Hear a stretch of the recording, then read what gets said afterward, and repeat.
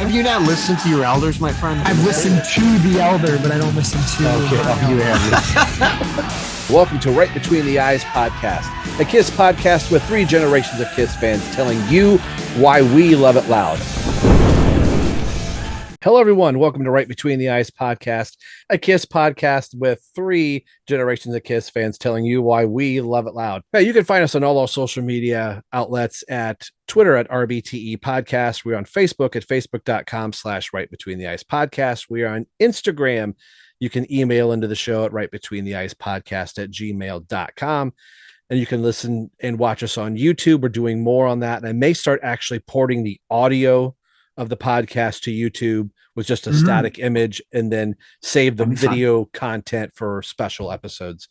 And our newest link here, virtualmerchbooths.com, where you can get a hold of all the fancy swag that we have been starting to put out. I got 2 more logo designs, and I'm working on one for Rosemont, the Road to Rosemont logo. So that might be kind of cool. And then if you, yeah.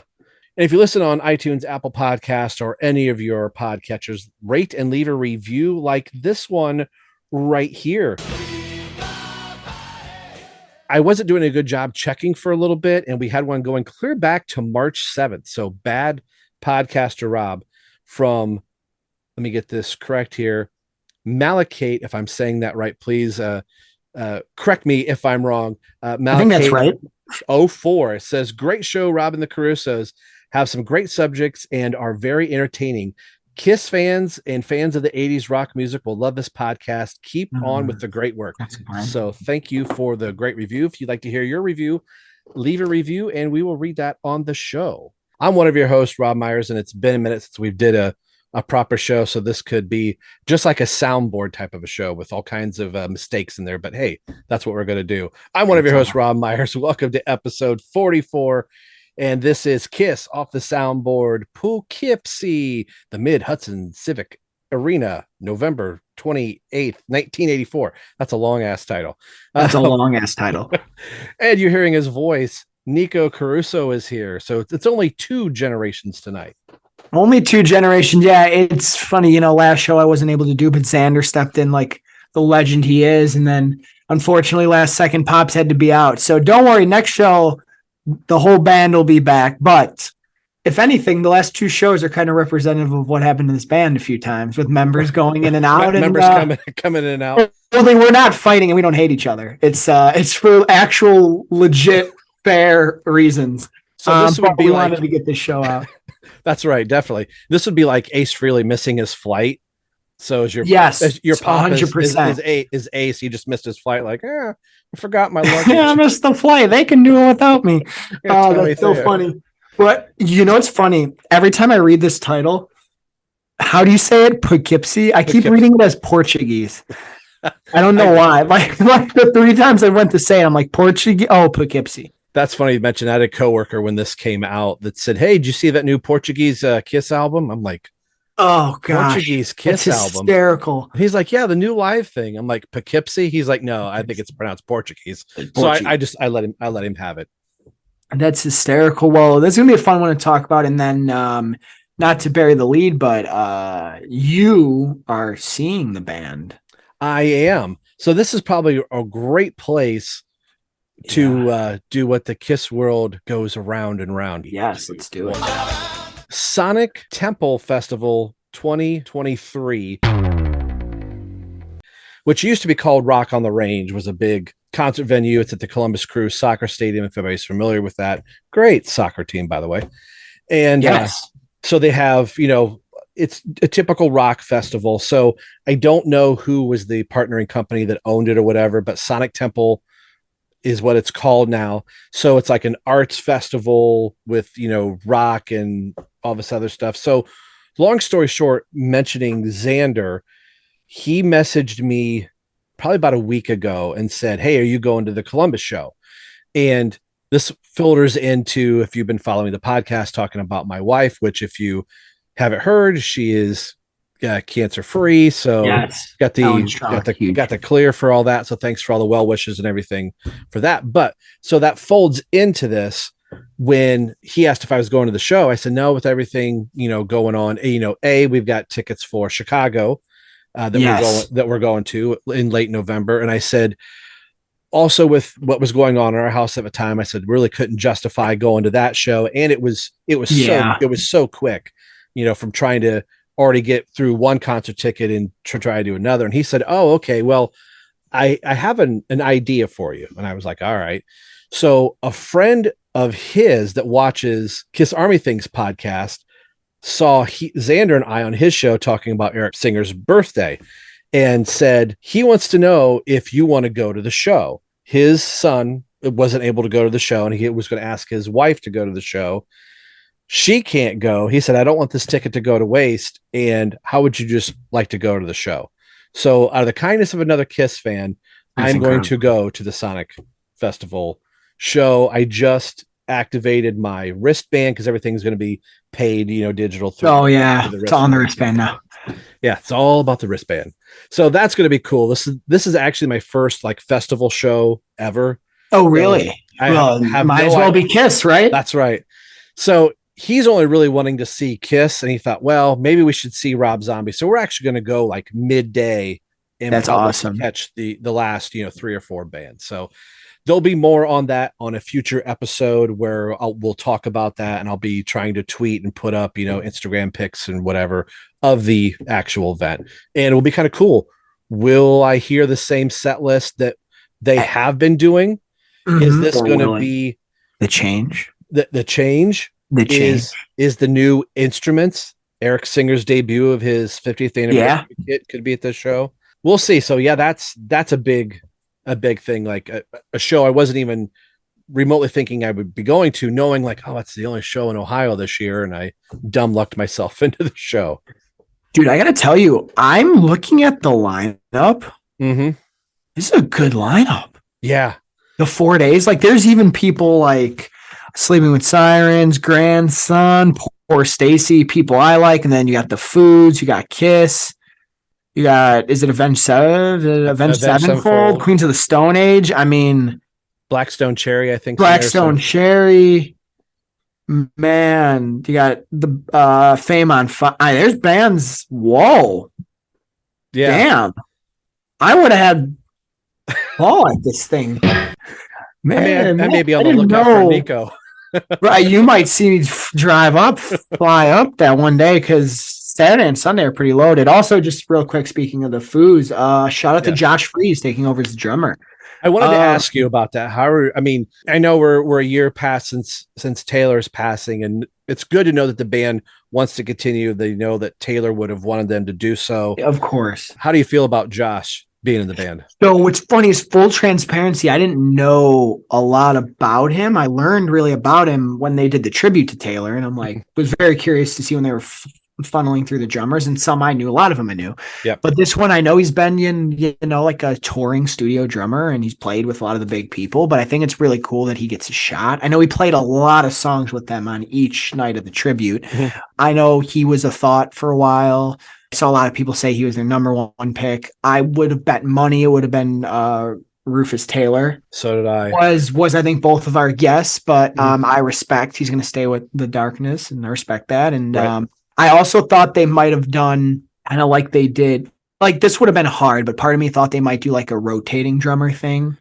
Where I wondered about that too, depending where they have a couple different people. Yeah. And then they do have one show where it is Shane. I knew it was never going to be Shane. You can't bring 14-year-old. You can't do that. And they know that too. Yeah. A lot of people who thought it would be Shane. I'm not saying that they were silly to think that. I think the sentiment and the poetry of it is there, but right. I'm excited for Josh Freese. I watched almost all their live stream. I did on Sunday. They sounded great. Josh fits right in. Also plays a little bit in his own way, some of the songs too, but I think that's a good change. And actually the idea of a drummer kind of playing the songs their way is going to kind of come. It's going to be very relevant when we talk about Off the Soundboard. So I'm excited. They're going to be at Riot Fest here in Chicago in September. I don't love seeing bands like I really, really want to see at festivals, just because you're going to enjoy yours because it's smaller and it's more of a rock thing. Riot Fest is too. Riot Fest won't be bad, but there's just something about going there and you're going to be farther back and, but the fans love their festival. So me and Pops will probably be there in September. Nice. We saw him literally I've seen the Foo Fighters twice when we saw him in July of 21 and, Taylor passed in March. So I didn't know that was going to be the last time I saw him, it's a shame. So, but I'm excited to see their set list. Because they're starting shows. They have a show tonight and their album isn't out yet. And I do like the 2 songs they released. They played a third one on the stream, right? Yep. Nothing at all. I'm digging the sound of the new album. So I'm just curious. They're normally a 2 to 3 new song and that's it sort of things. And then they have their Dirty Dozen they always play. It's always like only a song or 2 with them that's different. But that'll be a fun game. Or maybe with Mr. Freeze, they're going to try some different things. That might be something too. You put new blood into it, and all of a sudden you're like, hey, Josh may say, what about this song? They may go, we hadn't even thought about it. Yeah. And it's cool to see a Foo Fighters drummer with 2 bass drums. That's the new I was going to ask you about this. They joked about it a lot on the stream. They did. Which was a cool part of the stream because they're such a fun group of people, especially Dave, to like hear them in between songs. He asked Josh, he asked a fun question that I wanted to ask you about. He said, how does he use the double bass? And Josh admitted he uses it to cheat during fills. We'll just do the quick double so it sounds like he's doing something else. Yeah. And it's even cool during No Son of Mine. I think Chris is like, I'm actually going to play it a different way now. The near part, he started playing it some other way. Yeah. And it was cool to see a band live play around with each other. That was cool. I feel like we don't see that. The cool part of the stream that I liked is when Josh got up from behind the kit and went over and was asking about, I forget what the last song. Oh, Monkey Wrench. How they were going to do that. And they were organically figuring that out right there. Where that was sick. Yeah. Josh was kind of like singing the song. He's like, okay, we're going to do this. And I'm going, it's so cool. And it was exactly how they talked about it in that 30 seconds. That was pretty neat. It's just crazy about musicians, how they can just do that. And as of course you are one. But yeah, the double bass is going to be fun. Mm-hmm. It's going to be really fun. It sound good. Yeah, we'll see. I'm excited. Moving on to some other news, we've got Gene Simmons' Vegas dinner that he had, his $5,000 plate dinner that initially started out to be just Gene, and then it became Gene's little solo band with our boy Todd Kearns in it. Yes. And then invited Eric Singer and Bruce Kulick. So for a little bit, 3/4 of the Revenge lineup with Bruce, Eric, and Gene they tried to do Unholy. They got partway through and did all of Domino and did Nothing to Lose. Our guys from Shout It Out Loudcast, they were actually at the event. So that was kind of cool. Oh, were they? That's amazing. To see their pictures and stuff like that. So that's amazing. And then speaking of Revenge, we'll do this in tandem. The 31st anniversary of Revenge was, I'm going to get my dates wrong. Don't at me. I want to say that was the 18th. And if you go to episode 26 of the show, we did the 30th anniversary of that. And then on the 19th, Kiss Alive 3 got the Kiss Online treatment with the picture disc and everything else. So had everything kind of not gone crazy in the Myers household, I was working, Nico's probably going to be sad about this. I was working on getting Todd Howarth from Freely's Comet. I saw on the show to talk about the 30th anniversary or the 35th anniversary of Second Sighting.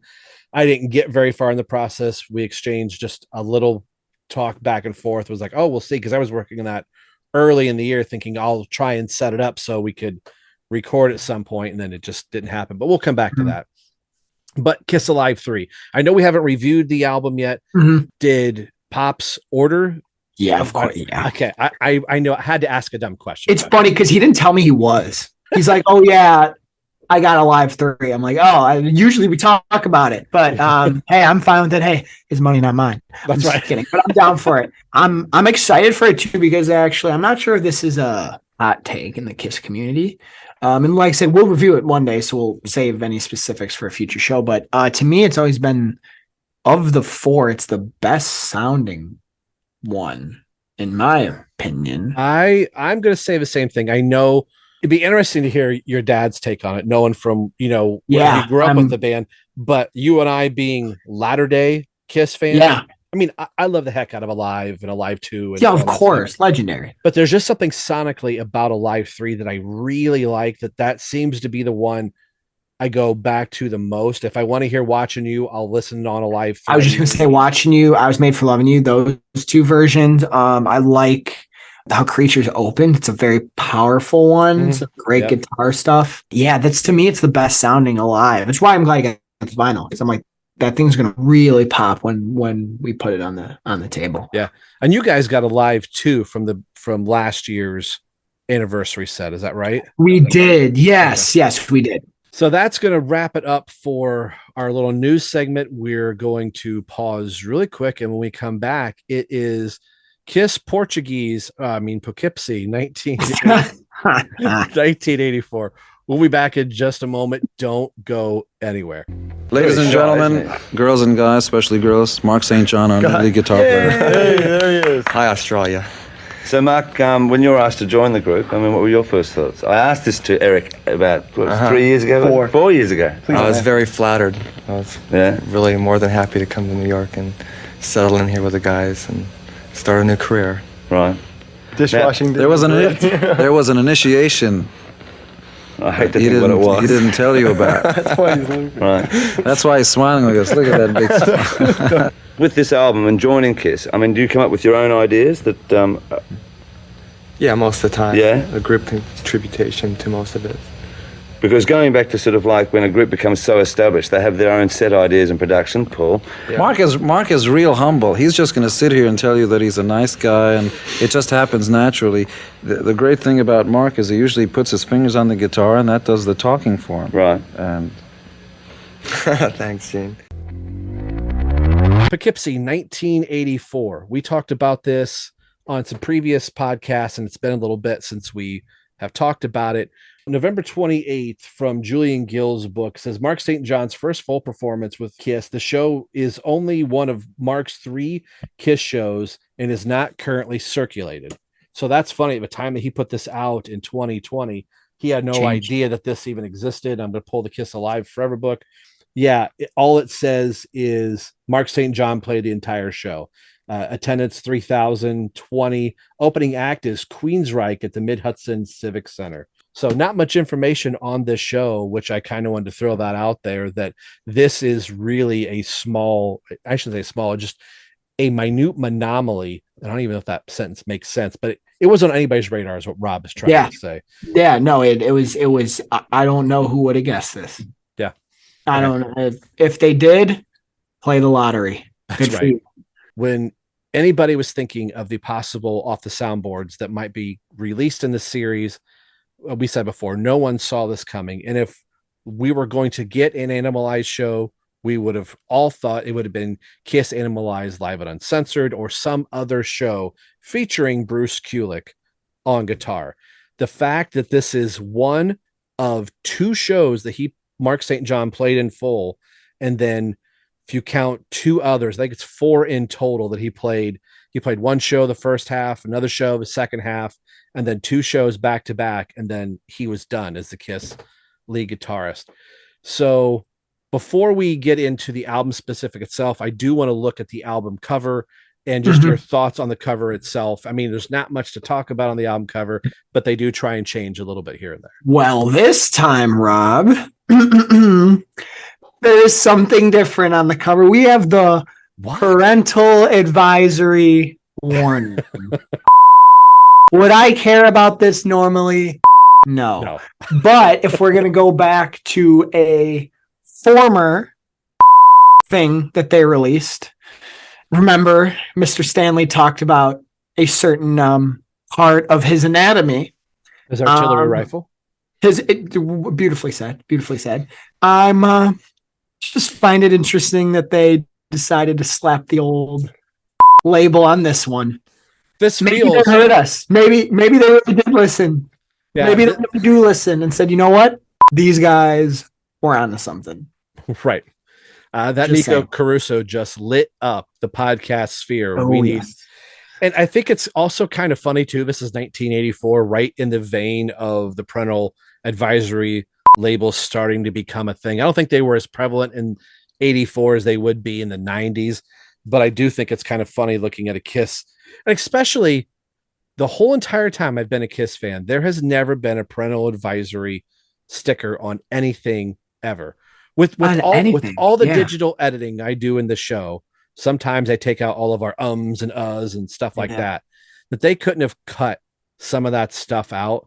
And wasn't there an odd one during it is this show?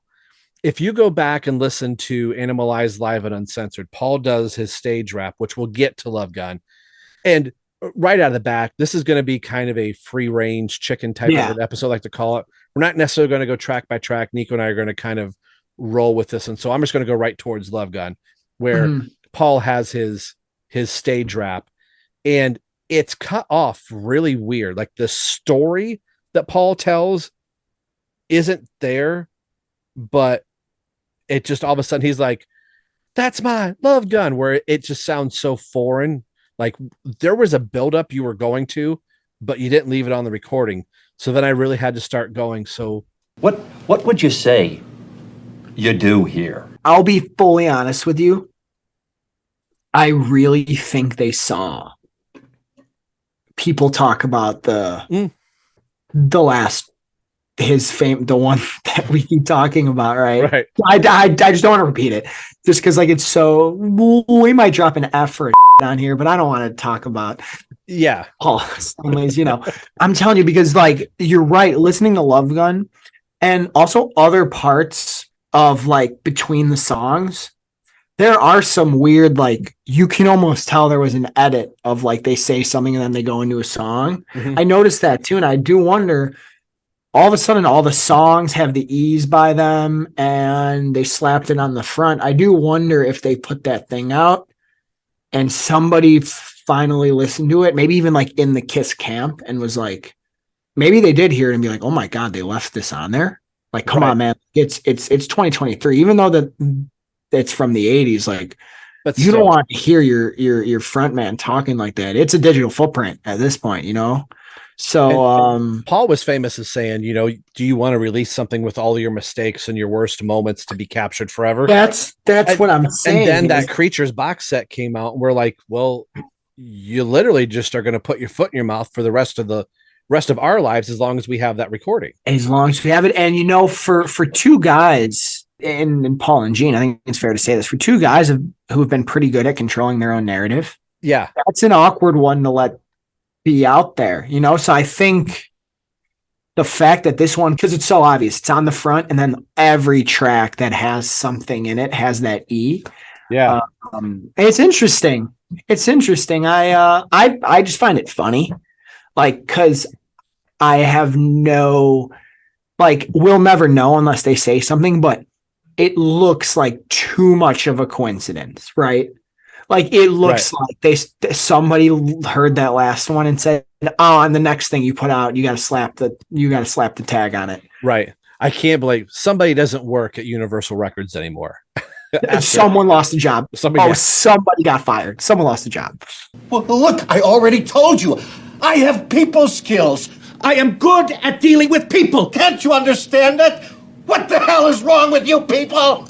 It's okay. Unless there's an engineer somewhere, like everybody has that thing. Like if I ever get fired here, my last day, I'm going to do blah, blah, blah.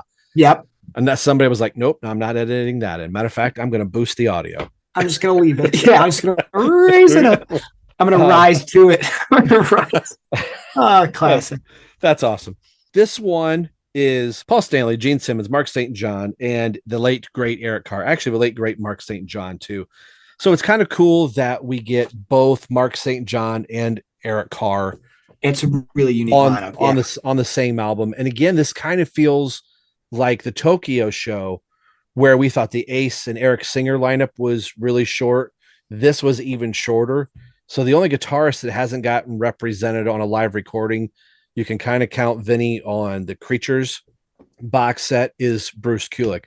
I know we were talking about the album cover really quick. There's not much with the border of it. You can kind of see some, fading or whatever, but it's the typical mock-up. The one thing I did like, we were talking about the hype sticker. You made the point the last time that the hype stickers are always like the classic songs that they always mention on every single one of these. This time they were like, look it up. War Machine, and Heaven's on Fire appears on here. That's cool. This is the first time that newer stuff has appeared on it, because it's usually like Detroit Rock City, Let Me Go Rock and Roll, Do You Love Me are on the hype sticker. So I thought that was... Rob, they listen to this podcast. They do. That's the other thing I was going to bring up. There are two things we said on the quite literal, the last soundboard we did, and on the Creatures box set, and they did both of them. Listen, I'm not a betting man, but if I had to bet, I would say someone at Universal tuned in for a few minutes and said, you know what? They're right. Why do we put Detroit Rock City on every one? You know what? Why do we do that? We're not doing it anymore. It's 84. You know what? We're going to put these songs on because these are the songs that they need to hear. These are the ones that were big at the time.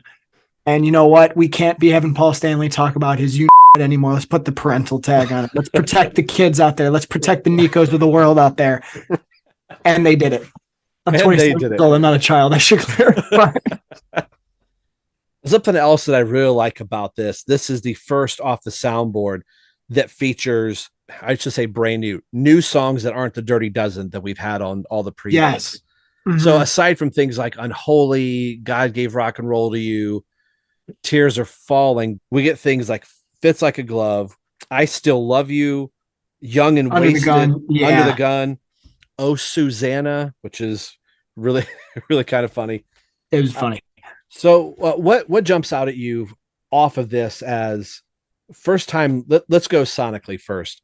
Listening to it, what did you think of the band as far as how they're playing it, and what is Nikko's ear here as far as... My man. And I really want you to take what I say and run with it because you're the drummer here. The number one thing I take away from this one, which made it really a fun listen and a lot more unique of a soundboard than I thought we would get, not just for the lineup, just for, not for any of those reasons.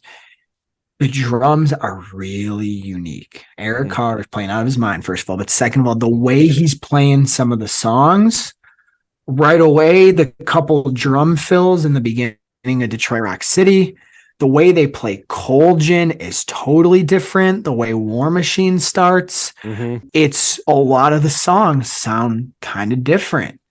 And I dig it because we have so many live versions, both, official release and bootleg of a lot of these songs, right? So I told you I always get excited when there's a version of a song that sounds different. And there's a really large amount of them on this one. So I think just sonically, the way Eric is playing is so unique and so badass. And it doesn't downplay any other Kiss drummer, not Peter, not Eric Singer. It doesn't downplay them. It's just, these are the most unique. Some of these songs, especially like a Cold Gin here, when it gets to the chorus, it's just the two hits, the Darren, it's Cold Gin time. I haven't heard versions like this from the band. This is the most unique version of a song like Cold Gin I've heard, aside from, them ever playing it acoustically or with the symphony or something, right? For the quad, for a 4-piece band playing it live, full instruments. Yeah, that's the thing, is how different it was and how dope the drums are. That's what I'll say. How about you? That was my biggest takeaway. I remember I've got the VHS and DVD off to the side, but I remember buying the VHS and went to my best friend's house and we watched it like Friday night after a football game. I said, hey, I got the new Kiss. Well, it was new to me, Animalize. And we got to War Machine. You hear that doom, doom, doom, doom, this that starts it out. And we're like, what song is this? And then when the riff starts coming in, we're like, whoa, that's completely different. The drummer that recorded it changed his drum part live. And that became the way Eric would play that song for most of his tenure in there. It's got a completely different attack to it. And just the way that they would end that song too is completely different. Yeah. I don't notice a lot of ride cymbal work from Eric Carr as much as his tom interaction amongst the top of the drums. The way he accents Paul or Gene's vocals, I think is really strong. Another big thing I took away from this too is which I didn't expect, going back to some of the documentaries they watch where, they say that this is a period of time where Gene kind of struggled as a songwriter and a musician, right? But he's got a lot of energy in this show. I mean, he's screaming, he's belting, and I really appreciate kind of how raw he is too. I also really appreciate on this how raw the vocals are. Normally, I think sometimes it's hit or miss when the vocals are raw. Sometimes it's cool, right? Like if you listen to a Van Halen show, David Lee Roth isn't singing half the words, and that's fine. You live with it. Right. Right. Even when I saw him back in 2012 or whatever, I'm like, he didn't sing half the words, but I was like, okay, it was all the band. It was great. But on this one, sometimes when the vocals are a little rough or raw, I appreciated it because the versions of these songs are so unique anyway. So that's the other big thing I noticed. I know Gene, like you were saying, Gene wasn't being that diligent in the studio. So some of the stuff on albums, which, we'll get to an Animalize at some point. Yes. But I know we're going to go through that album and go, he ain't really trying on half of these songs. And the songs that are decent still aren't great. But you're right. Live, he's there. Even if he didn't play, you can tell, like listening to a song like Heaven's on Fire. If you listen to the studio version, you can go, I bet Paul played bass on it. Hearing his bass live, you go, man, I wish he would have played that track in the studio because he sounds like a beast in here. And this is one of the few times that I shouldn't say a few times because Gene would do bass solos in the 80s. But this is a very unique bass solo for Gene that he really wouldn't replicate, maybe beyond Asylum, but there's not a lot of bootlegs out there that are good enough quality. I was going to say, I haven't heard something like this before, which was also really cool. And this is a musical moment being, where he's the demon for the last 20 years and it's just ambient noise so he can go up and spit blood. I kind of forgot what a great bass player he actually is and plays something very very melodic. The Eric comes in partway through and just the two of them are playing together, which is a really, really cool moment off this. I never thought I would say a highlight off the soundboard is Gene Simmons' bass solo.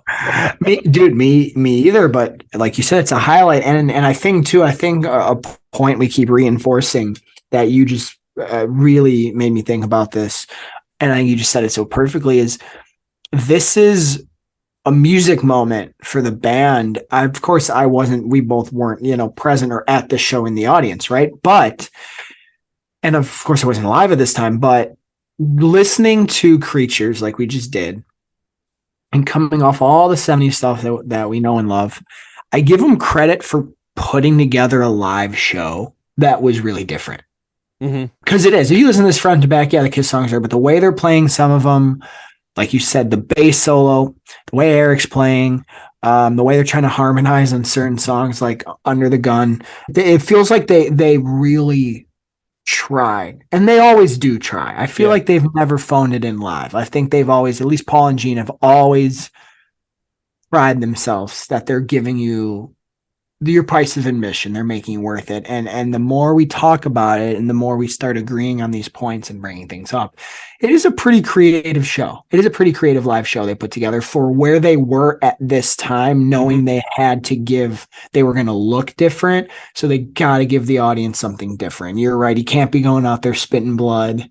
It just isn't going to work. Right. Maybe Paul's not going to dance the same way, so I respect it. The more we talk about it, the more I'm respecting this piece of KISStory here. And the other thing is keeping in mind that this is only the second tour without makeup. So they go through the Lick It Up tour, trying to figure out what type of band are we going to be? Where Gene say it took him a few tours to figure out, how am I going to act? How am I going to move on stage? And one thing the Animalize tour, I don't know if it gets criticized or gets talked about a lot, is the tempo at which these songs are played. Yeah. Now, I feel like the Animalized Live and Uncensored VHS DVD is a little faster than what this is. Sure. And we'll talk about Mark here. And I think like this show was only ever supposed to be for the eyes and ears, call it, of Paul and Gene to go. It's one thing to be, I don't know if you've ever, listened to like the podcast where you and I are talking right now, to go back and listen to yourself. You start critiquing like how you sound or what you're doing. I think that's why this show existed in the first place, for just Paul and Gene. It's one thing to be in the middle of doing something and go, oh, you hit a sour note, but to go back and listen objectively and go, can we take, Mark St. John out on the rest of the tour and let Bruce Kulick go home and have Mark be the tour. Because for the first 3 or 4 months, Mark St. John didn't play a single note live. They did the whole UK tour, came home. Bruce still did a few shows, and it wasn't midway through the US shows that they're like, okay, Mark, we're going to bring you out on stage and try. So you can tell at the tempo at which they're playing to not probably get a whole lot of sound check time, a whole lot of practice time. The only practice time he's getting is with Bruce Kulick behind stage. I'm sure they had rehearsal stuff, but Bruce knowing these songs inside and out for 3 months, and then hearing Mark St. John try and play these songs with not having many shows under his belt, you can kind of tell where they were like, I think we have the guitarist that we have. It just unfortunately isn't Mark St. John. So let's turn the focus to Mark as a player, which, you know, we've only got one album with him in Animalize, and now we've got this. So the solos and things that you're familiar with being a Kiss fan, what do you think of Mark's playing and how he is approaching this music? You know, and I want to get your thoughts on it too. Once again, as just a more pure musician, I think he holds his own well. You know, I think it works. And I think the beauty of Kiss songs, right, is they are so raw live that there's not a whole lot of perfection in their live stuff, and there never should be. And that's, once again, they've always said, we're playing, this is raw. You can tell it's different. And I think just having so many tracks out there with Ace, with Bruce, with Tommy, you kind of hear the distinct styles. Like Tommy really does, in my opinion, people might not agree. Tommy, I think, really tries to replicate Ace a lot. And then where Bruce, the songs were different, the band was different. He does have that just 80s style. You just hear it. This one kind of felt like a blend of both, like someone trying to capture Kiss, but also, you know, playing in their own way. I'm not 100%, actually not even at all. I'm not any sort of guitar expert to be able to pinpoint the specific nuances, but you can tell it's somebody different, I think. And that doesn't make it bad, but you can tell it's somebody different. Yeah. And I think, you know, hindsight now being 2020, I'm glad that this exists just for the KISStory fact of it.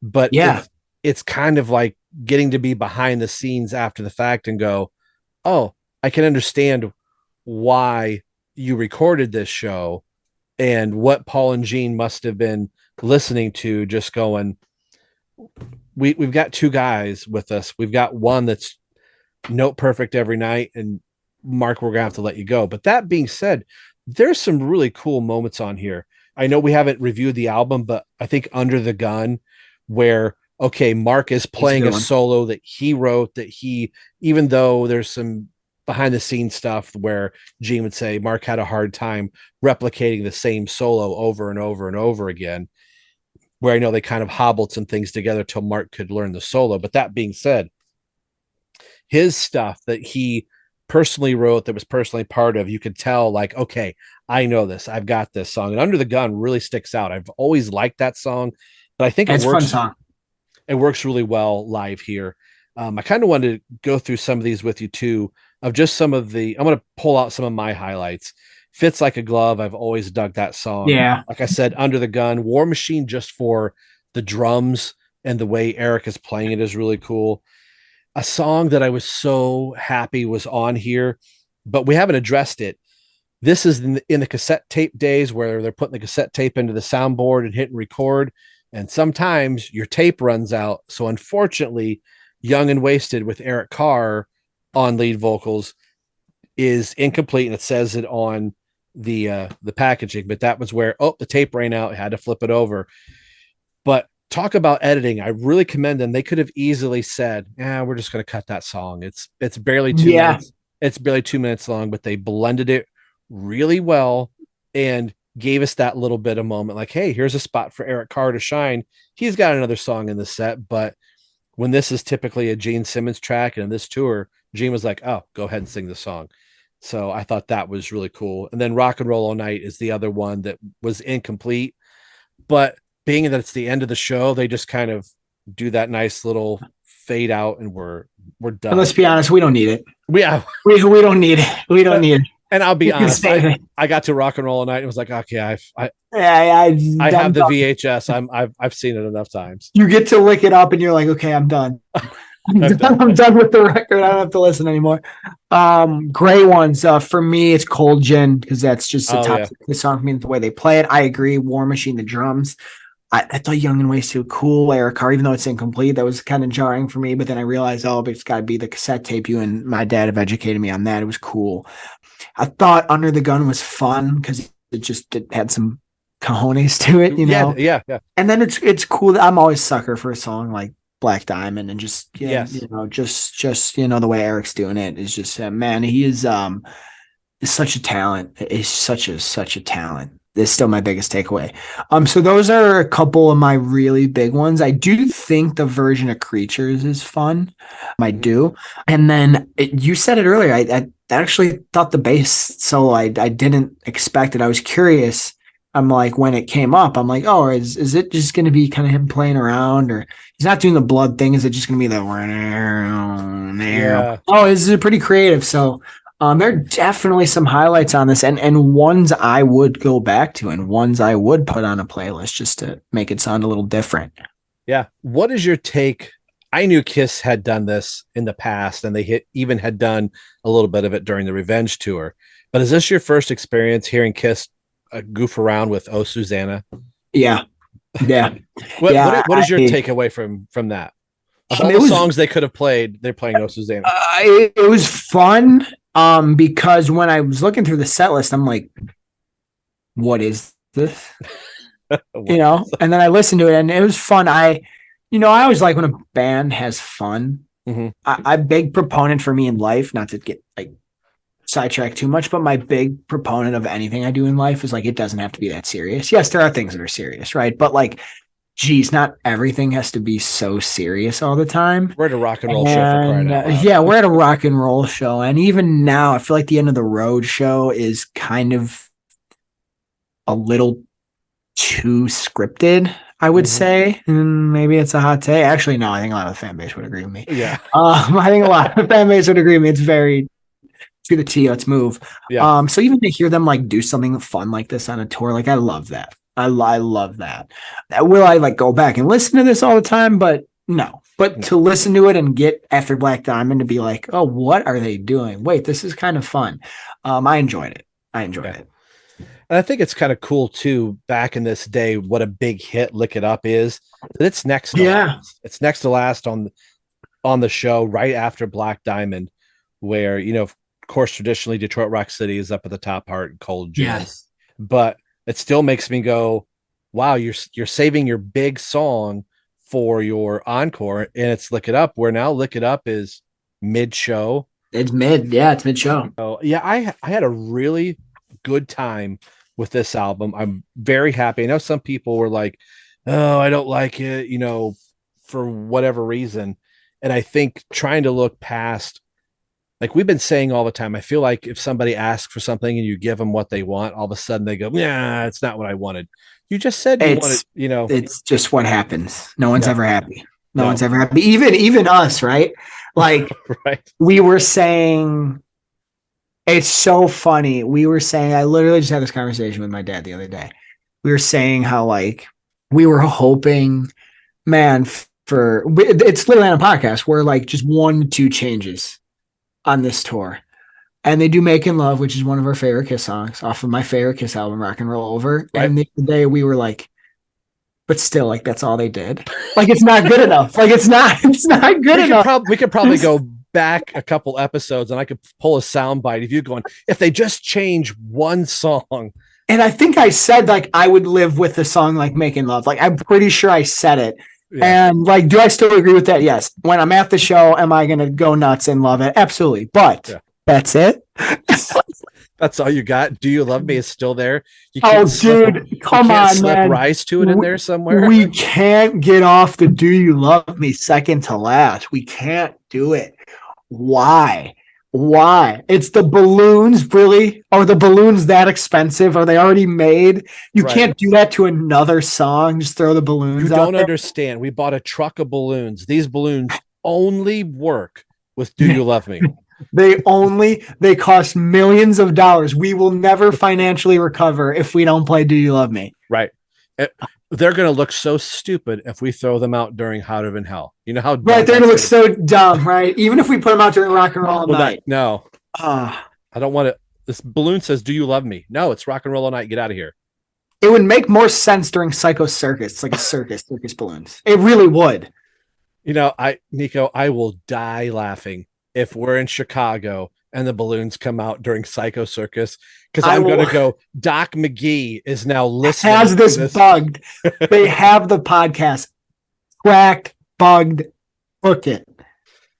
I just got angry. Why did I get angry? I'm like kind of angry now. Way to go. And we don't have Daddy Bats here tonight to rein you in. So no, we don't. I just angered the beast. Okay. So as we're winding down here on this episode, I do want to we'll catch up with your dad on the next episode, but we're going to look at our KISS list here. Here's tonight's list. Let's go.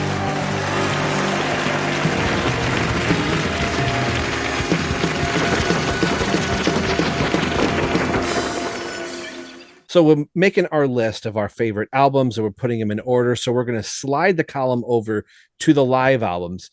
Now, we haven't reviewed any of the big Alive 1, Alive 2, Alive 3, etc. yet. But Nikko, so far in our live album list, you have Des Moines, 1977 at first. Then you have Donington, Tokyo, Creatures of the Night, live album from the box set. The wonderful Paris album you have at the 5th position, where your dad and I have it in 6th. And we have, of course, Virginia Beach off. Wasn't it out of principle? Wasn't I out of principle? I'm like, the Paris one. Okay, it sounds bad, but it's also from 1976 or whatever. There was no excuse for Virginia Beach to sound the way it did. When there's Instant Lives better than it. Yeah, no, I'm putting you at the bottom. Right. I'm going to put this one. It goes what you said for me. It goes Des Moines, Donington, Tokyo, Creatures. I'm going to put this above Creatures. Nice. I'm going to put it, what's that, 4? That'll be 4. You're in the 4th I'm going to put it 4 because the creativity and it's different. That's not to take away from Creatures, because Creatures is kind of cool, but I dig some of the way the songs are played. I just really dig it. And I think everything, the Mark St. John stuff, how great Eric Carr is on here, it just makes it feel special. Like, this is really, I think of all the Off The Soundboards, this is the one where it's like, wow, this is a really unique piece of KISS live history. So it gets points for me for that. But yeah, so 4. How about you? So I've got Tokyo at 1, Creatures, Des Moines, Donington, Virginia Beach, and then I put Paris last in 6. I'm really struggling with this one. I want to slide it at 3 above Des Moines, because I would respect that. I really dug the Creatures show. Yeah. And there's part of me that this was the first. You talk about your Kissology was the first thing that you saw KISS live, other than Hot in the Shade was what I heard KISS, but the first thing I saw KISS was Animalized live on uncensored DVD. I wore that, or VHS at the time. I wore that thing out. I want to put it at 2, but I love Creatures so much. I'm going to put it at 3. So Des Moines is going to drop to 4. That. So that's where I'm going to put it. I'll be interested to hear what your dad has to say on the next one. It's funny. We haven't talked about it much yet. I'm going to call him after this. Well, he's busy. I'm going to call him in the morning. But I'm going to call him in the morning and get his thoughts. And maybe we'll do like a tweet after the episode comes out, like where his would have been in the comments or something. Yeah. Because I know he was excited. He's always loved Eric Carr. So I'm really curious to get his take on the drums too, like us. Yeah. And I think that, I know they were really touting this is the first and only known performance of Mark St. John. To me, the MVP of this is really Eric Carr. Like, he is very predominant the whole entire thing, and like he's adding something different. I think it's such a fresh take off of what we've heard the band do. And Eric Singer does a great job. So does Peter Criss. Yeah. But it was different enough in that sweet spot of the 80s that Paul and Gene were like, we just want the shows to be fun, and kind of let Bruce and Eric Carr kind of be more the driver's seat of not being like, you have to play the solos just like this. They let them do their thing, and they did it both very well. Amen. Well, we're going to get out of here in a flash really quick. I know the boys over at Vigilante will have a lot of things to say. Are you guys still under embargo? Because I can't believe that you guys got to see the Flash movie. Oh, we're so lucky that you saw it so early that it didn't come out to June 16th. Is that right? So 16th. You're talking almost like around about 2 weeks of having to sit there and go, okay, yeah, we got to wait for everybody. So where can people go when you guys can start talking about the show? Yeah. So of course, as Rob beautifully set up, me and my dad and our other co-host Eddie, we do a comic book themed show, all things DC, Marvel, Star Wars, etc. over at the Vigilante 1939. That's at the Vigilante 1939 on Twitter, but you could just go to wherever you listen to your podcast and search the Vigilante 1939. We did see The Flash 3.5 weeks early. We were very lucky to do so. We are under embargo, so we can't officially review it, but we can give thoughts. Like I have a few tweets out there. We were going to let some of the hoopla die down because we have so much time. We're going to put out a little thought thing about it on our next episode. We took a couple weeks off, one because we saw the movie on the day we usually record, but also we're all really busy, and so you're gonna get some not necessarily thoughts, more of just reaction, certain feelings. And we can't talk about anything in specific because they did show us. They have the Warner Brothers rep, not the Warner Brothers rep, but the middle person between them. Yeah. She sent me an email prior to the screening saying they don't know when the embargo is yet, but she tagged my Twitter and our podcast in it and was like, we're looking, you cannot talk, like we're gonna listen.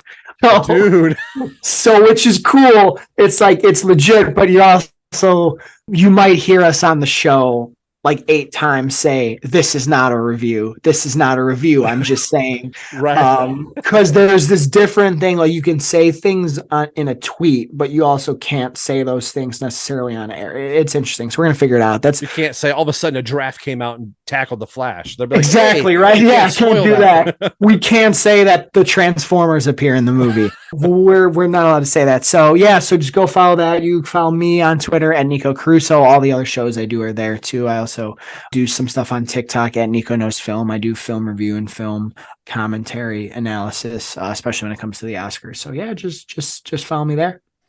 And you can follow me at Drummer Rob 10. Of course, all of our social media handles.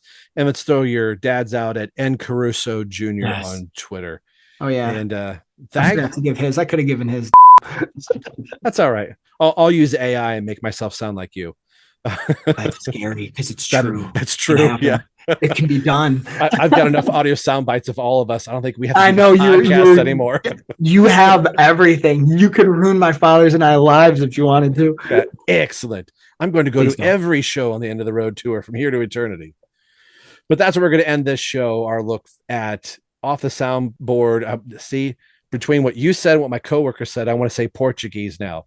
Poughkeepsie 1984, and wondering what the next one might be, because I think they said there's possibly 2 more left from what the original agreement was with Universal. So we'll find out what's coming up next. On the behalf of Nick and Nikko Caruso, Dubai. Oh my gosh, can you imagine that? I am your Dubai host, Rob, and you've been watching and listening to Right Between the Ice podcast with 3 generations of KISS fans telling you why we love it in Portuguese. See you next time.